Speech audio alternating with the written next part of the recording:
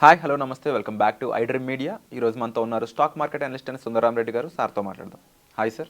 నమస్తే sir, GST ట్యాక్సేషన్కి సంబంధించి social మీడియాలో ఒక విచిత్రమైన న్యూస్ నడుస్తూ ఉంది. జనరల్గా 2,000 రూపాయల కంటే తక్కువ ట్రాన్సాక్షన్ చేసినప్పుడు కూడా జిఎస్టీ పడుతుంది దాని మీద అని చెప్పేసి న్యూస్ అనమాట. దీని మీద క్లారిటీ ఇస్తారా? ఎందుకంటే ఇలాంటి ట్రాన్సాక్షన్ మీద కూడా జిఎస్టీ ఏంట్రా బాబు అని చెప్పేసి జనాలు కామెంట్ చేస్తున్నారు. సోషల్ మీడియాలో ఈరోజు అది వైరల్ అవుతుందండి. యాక్చువల్గా సెప్టెంబర్ 9న జిఎస్టీ కమిటీ వాళ్ళు మీటింగ్ పెట్టుకుంటున్నారు అనమాట. అందులో మనకి మోర్ క్లారిటీ వస్తుంది. వాళ్ళు చెప్పిన విషయం ఏంటంటే 2,000 రూపీస్ పేమెంట్ మీద సబ్ పేమెంట్ల మీద జిఎస్టీ కదండి. ఇప్పటి వరకు ఈ పేమెంట్ అగ్రిగేటర్స్ ఎవరైతే ఉంటారో వాళ్ళకి ఏంటంటే డిజిటల్ పేమెంట్స్ ఎంకరేజ్మెంట్గా ఏంటంటే వాళ్ళకి మనం పే చేసే ప్రాసెసింగ్ ఫీజు మన దగ్గర కన్వీనియంట్ ఫీజు అని చెప్పేసి 1 or 2 రూపీస్ తీసుకుంటారు ఈచ్ ట్రాన్సాక్షన్కి. వాటి మీద జిఎస్టీ ఇప్పటివరకు లేదనమాట. మామూలుగా అయితే మీరు క్రెడిట్ కార్డ్స్ మీద కానీ డెబిట్ కార్డ్స్ మీద కానీ లేదా ఏదైనా నెట్ బ్యాంకింగ్ అని చేస్తున్నారనుకోండి, మొదటి నుంచి కూడా మీకు జిఎస్టీ ఉంది వాటి మీద. బట్ పేమెంట్ అగ్రిగేటర్స్కి అయితే ఇప్పుడు దాకా యూపీఐ పేమెంట్కి లేవు అనమాట. ఎందుకంటే వాళ్ళు డిజిటల్ పేమెంట్ని ఎంకరేజ్ చేద్దామని చెప్పేసి 2017 నుంచి కూడా ఎలాంటి ట్యాక్స్ కట్టలేదు. ఇప్పుడు వాళ్ళని కూడా ఎవరైతే పేమెంట్ అగ్రిగేటర్స్ కూడా సంపాదిస్తుంటారో ఆ సంపాదన మీద కూడా జిఎస్టీ వేద్దామని చెప్పేసి ఒక ప్రపోజల్ అనమాట. ఇప్పటికైతే మోర్ క్లారిటీ ఏం లేదు దాని గురించి. సెప్టెంబర్ 9న జిఎస్టీ కమిటీలో క్లారిటీ వస్తుంది వాళ్ళ మీద జిఎస్టీ 18% వేస్తారా లేదా అనేది. ఒకవేళ దాని మీద 18% కనుక వేస్తే అంత కస్టమర్స్ మీద దాన్ని పాస్ చేస్తారా లేకపోతే పేమెంట్ అగ్రిగేటర్స్లో వాళ్ళే కట్టడం అంత క్లారిటీ లేదు. అంటే ఇప్పటి వరకు అగ్రిగేటర్స్కి వెళ్ళేది ₹2 ట్రాన్సాక్షన్. అవును. సో ఇలాంటి సిచ్యువేషన్లో అగ్రిగేటర్ అనేవాడు ఇది ఎంతవరకు పాజిటివ్గా తీసుకుంటాడు, లేకపోతే దీన్ని మార్కెట్ మార్జిన్లో చూసుకున్నప్పుడు వాటికి నష్టం అయితే నెక్స్ట్ వాళ్ళు తీసుకున్న డెసిషన్ కానీ యాక్షన్ కానీ ఏ విధంగా ఉంటుంది? నేను అదే అంటుంది. ఇప్పుడు వరకు అయితే వాళ్ళు కన్వీనియంట్ ఫీజు లాగా తీసుకుంటున్నారు కదా, 2 రూపీస్ 3 రూపీస్ తీసుకుంటున్నారు. కానీ మనం నెట్ బ్యాంకింగ్ చేసినప్పుడు లేదా క్రెడిట్ కార్డు డెబిట్ కార్డు వాడుతున్నప్పుడు వాళ్ళు అలాగే ఛార్జ్ చేస్తాను మొదటి నుంచి కూడా. అక్కడ చేయలేని కంప్లైంట్ మనం ఇక్కడ చేయడం కుదరదు కదా. అక్కడ ఆల్రెడీ మొదటి నుంచి కూడా వాళ్ళు చేస్తూనే ఉన్నారు. ఇదేంటంటే ఎంటైర్ ఇండియాలో డిజిటల్ పేమెంట్స్ని ఎంకరేజ్ చేద్దామని చెప్పేసి ఈ మీడియేటర్ని బాగా పుష్ చేద్దాం కోసం వాళ్ళ జిఎస్టీ వాళ్ళ మీద లేకుండా చేశారు ఇప్పటి వరకు. ఇప్పుడు ఏంటంటే ఇండియా మొత్తం కూడా డిజిటల్ పేమెంట్లు ఎక్కువ అవుతున్నాయి కాబట్టి మీకు కన్వీనియంట్ ఫీజు బాగా వస్తుంది కాబట్టి ఇప్పుడు మిగతా వాళ్ళలాగానే అంటే మిగతా మీడియేటర్లు ఎలా పే చేస్తున్నారు మీరు కూడా అలా పే చేయాల్సి ఉంటుంది అని చెప్పేసి ఈ ప్రపోజల్ అనమాట. అది పబ్లిక్ మీద వాళ్ళు పాస్ చేస్తారా లేదో మనకు తెలియదు. ఒకవేళ పాస్ చేశారనుకోండి కన్వీనియంట్ ఫీజు ఇంతకుముందు 2 రూపీస్ ఉండేది కదా, ఇప్పుడు 2 రూపీస్ మీద మళ్ళీ 18% మన మీద పాస్ అవుద్ది అంతే. కాకపోతే ట్యాక్స్ అనగానే ఇండియాలో ఒక నెగిటివ్ ఫీలింగ్ వస్తుంది ఎవరికైనా కూడా. అందుకని సోషల్ మీడియాలో నెగిటివ్ రియాక్ట్ అవుతున్నారు. కానీ మీరు గుర్తుపెట్టుకోవాలి, already credit cards debit cards ఈ నెట్ బ్యాంకింగ్ ద్వారా మీరు ఎట్లా జిఎస్టీ కడుతున్నారు కదా, అవి కడుతున్నప్పుడు వీటి మీద కూడా కడతాం ఇదనమాట. అంటే కేవలం ఒక ₹1,000 మీద కట్టే ట్యాక్స్ అనేది వాడికి ఎంతవరకు బెనిఫిషియరీ అంటారు ఒక ఇండివిజువల్ పర్సన్కి? అంటే తన యొక్క సిబిల్ అంటే రిపోర్ట్స్ ఉంటాయి కదా, సిబిల్కి సంబంధించిన రిపోర్టు, ఆ రకంగా చూసుకున్నప్పుడు నిజంగా ఆ మాత్రం ట్యాక్స్ కూడా మనం ఒక వర్తి కస్టమర్గా చూస్తారా లేదా జస్ట్ ఇవి ఇన్కమ్ ట్యాక్స్ కాదండి, ఇది ఎండ్ కట్టే ట్యాక్సెస్ అనమాట ఇవి. అందుకని ఇండియాలో మీరు ఎలాంటి సర్వీసు లేదా ప్రొడక్ట్ కన్జ్యూమ్ చేస్తే అంటే గవర్నమెంట్కి జిఎస్టీ కట్టాల్సిందే. అంటే ఇలాంటి పరిస్థితుల్లో మళ్ళీ ఇలాంటి చర్యల వల్ల యాక్షన్స్ వల్ల తిరిగి లిక్విడ్ కేసుకి ఎందుకు వెళ్ళరు అంటారు?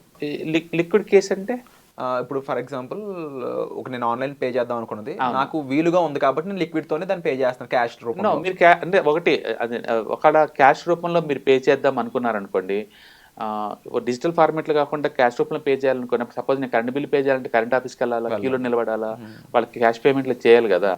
₹1 జిఎస్టీ కోసం అని చెప్పేసి అంత పెద్ద క్యూలో నిలబెడతారని అనుకోవట్లేదు. అందుకని పబ్లిక్కి డిజిటల్ పేమెంట్లో కంఫర్ట్గా ఉంది, కన్వీనియంట్గా ఉంది. ఇప్పుడు వరకు మీడియేటర్ల మీద ఛార్జెస్ ఏమి ఇవ్వట్లేదు గవర్నమెంట్ వాళ్ళు. ఇప్పుడు వరకు మిగతా వాళ్ళు ఆల్రెడీ మీడియేటర్లు debit card credit card online bank వాళ్ళు కడుతున్నారు. అందుకని మీ మీద కూడా దాన్ని ట్యాక్స్లు వేస్తున్నారు అంతే. ఒకవేళ వేసినా సరే కస్టమర్స్ మీద దారుణంగా 18% అలా మనకు కనబడుతుంది. కానీ నువ్వు ఇచ్చేదే మనకు కన్వీనియంట్ ఫీజు ₹2 ఇస్తావు, దాని మీద 18% అంటే నీకు ₹1,000 పడుతుంది. ఏదైనా సరే ట్యాక్స్లు అనగానే చెప్పాను కదా పబ్లిక్ నెగిటివ్ తీసుకుంటారు అది. అందుకని సోషల్ మీడియాలో అది టామ్ అవుతుందండి. But end of the day ప్రపంచంలో ఏ కంట్రీలో మీరు వెళ్ళండి, పుట్టినందుకు గవర్నమెంట్ వాళ్ళు 18 years వరకు నీకు గిఫ్ట్గా ఇస్తుంటుంది, free education free health care ఇవన్నీ కూడా. ఒకసారి సంపాదించిన బిగిన్ చేయగానే నీ మీద ట్యాక్స్లు వేస్తూ ఉంటుంది. మెజారిటీ కంట్రీలో ఆ ట్యాక్స్లు యావరేజ్ మీద 40-50% ఉంటాయండి. ఓకే. ఎలాగైతే వేసినా ఇండియాలోనే బెటర్. ఇండియాలో సమ్వాట్ బెటర్ అనుకోవాలి. అంటే కొన్ని కంట్రీలతో పోల్చుకున్నప్పుడు బెటర్, కొన్ని కంట్రీలతో పోల్చుకుంటే వరస్ట్. ఇప్పుడు అమెరికాలో ఉందనుకోండి 45% దాకా ట్యాక్స్లు పడతాయి, కెనడాలో ఉంటే 40%. అక్కడ నోరు మూసుకుని కడుతున్నారు అన్ని రకాల ట్యాక్స్లు. ఇక్కడ మాత్రం ఎందుకు ఇష్యూ అంటే ఇక్కడ అలవాటు లేదు బేసికల్గా. మొన్నటి వరకు క్యాష్ బేస్డ్ ఎకానమీలో ఉన్నాము, ఈ ట్యాక్స్లు కట్టడం అన్ని అవాయిడ్ చేసుకుంటూ వస్తున్నాము. ఇప్పుడు ప్రతిదీ ఆన్లైన్ డిజిటల్ అయ్యేసరికి లెక్కలు వస్తున్నాయి, ట్యాక్స్ కట్టాల్సి వస్తుంది. అందుకని మనకి గవర్నమెంట్కి every month GST collections 1.8 lakh crore వచ్చిందనగానే గవర్నమెంట్ ఏదో దోచుకుంటుంది పబ్లిక్ దగ్గర నుంచి అలా అనుకుంటారు. ఇప్పుడు ఇది చెప్పక ముందు కూడా డిఫరెంట్ టైప్ ఆఫ్ ట్యాక్సెస్ అయితే ఉన్నాయి కదా, అవన్నీ కలిపిన ఇంతే వచ్చాయి కదా. అందుకని కన్జ్యూమ్ చేసినందుకు గవర్నమెంట్కి అది ఇస్తున్నారు. ఏ గవర్నమెంట్ అయినా సరే అది మామూలు విషయం అది. అందుకని మీరు ఒక జిఎస్టీని సపరేట్ చూసి ఐసోలేటెడ్గా మీరు కంపేర్ చేయలేరు. సింగపూర్లో జిఎస్టీ లేదు, లేకపోతే దుబాయ్లో జిఎస్టీ లేదు ఇలా అనకూడదు. ఎందుకంటే ఓవరాల్ ట్యాక్సేషన్ పార్ట్లో జిఎస్టీ అనేది ఒక పార్ట్ అనమాట ఓవరాల్గా. అందుకని ఇండియా వరకు అయితే ట్యాక్సెస్ అనగా నెగిటివ్గా థింక్ చేస్తారండి. బట్ మనం ఎట్టకు డెత్ ఒకటి ట్యాక్స్ ఒకటి నువ్వు తప్పించుకోలేవు, అలాంటప్పుడు దాంతో ఫైట్ చేస్తుంది వేస్ట్. అందుకని ఒకవేళ వాళ్ళు పేమెంట్ అగ్రిగేటర్ మీద 80% జిఎస్టీ వేస్తామని చెప్పినా సరే, వాళ్ళు దాన్ని కస్టమర్ మీద పాస్ చేసినా సరే మీకు అయ్యే అమౌంట్ ఎంత అంటే ఎక్స్ట్రా ఆ ₹2కి తోడు ఇంకొక పావలా 5 పైసలు 10 పైసలు ఇలా పడతా ఉంటాయి. కాబట్టి అది పెద్ద విషయం ఏం కాదు. పెద్ద మొత్తంలో వాటికి ఎట్టకు జిఎస్టీలు కడుతున్నాం మనం. ఆన్లైన్లో 2 లక్షలు ట్రాన్స్ఫర్ చేసినప్పుడు జిఎస్టీ కడుతున్నావు కదా. సో ఇది కూడా అంతే ఉంటుంది. బట్ గుర్తుపెట్టుకోండి, జిఎస్టీ ఎప్పుడు కూడా పెద్ద మొత్తం మీద కాదు, ఈ పేమెంట్ అగ్రిగేటర్కి నువ్వు ఇచ్చే కమిషన్ మీద అది చాలా నెగ్లిజిబుల్ ఉంటుంది, ₹2 మీదే ఉంటుంది. కాబట్టి దీనివల్ల పెద్దగా నెగిటివ్ అని నేను అనుకోవట్లేదు. సో ఇన్కమ్ ట్యాక్స్ రీసెంట్గా వాళ్ళు 30% పెంచారు. Short term capital gain tax ఇంతకుముందు 15 ఉండేది, ఇప్పుడు 20 చేశారు. అంటే లిటరల్లీ మీకు 33% పెంచినట్లు లెక్క. And long term capital gain tax ఇంతకుముందు 10 ఉండేది, ఇప్పుడు 12.5 చేశారు. అగైన్ 33% పెంచారు. అక్కడ 33 పెంచుతున్నప్పుడు ఎవరు కంప్లైంట్ చేయట్లేదు కదా. ఇప్పుడు పావలా ₹10 కోసం అంటే ఇది న్యూస్ లో జస్ట్ కేవలం 2000 కింద వాటికి కూడా ట్యాక్స్ ఏంటి అని రాంగ్ గా ప్రూవ్ చేసింది. ఇక్కడ ఏమనుకోండి జనాలు, పబ్లిక్ ₹2000 మీద జిఎస్టీ అనుకుంటున్నారు. ₹2000 మీద కాదండి, మనం పే చేసిన దాని మీద కాదు, దాని మీద పేమెంట్ అగ్రిగేటర్ తీసుకునే కమిషన్ మీద జిఎస్టీ. థ్యాంక్ యూ సార్, ఇలాంటి రాంగ్ ఏదైతే పోర్ట్రైల్ జరుగుతుందో దాన్ని క్లారిఫై చేసినందుకు థ్యాంక్ యూ సో మచ్. రేపు 9th మీటింగ్ ఉందండి, జిఎస్టీ కౌన్సిల్ మీటింగ్. దాంట్లో క్లారిటీ ఇస్తారు అసలు వేయాలా లేదు, కొంచెం కొన్ని రోజులు ఎంకరేజ్ చేయాలనేది. ఇప్పటి వరకు అయితే లాస్ట్ 2017 నుంచి అయితే మనం ఎలాంటి జిఎస్టీలు కట్టలేదు పేమెంట్ అగ్రిగేటర్కి.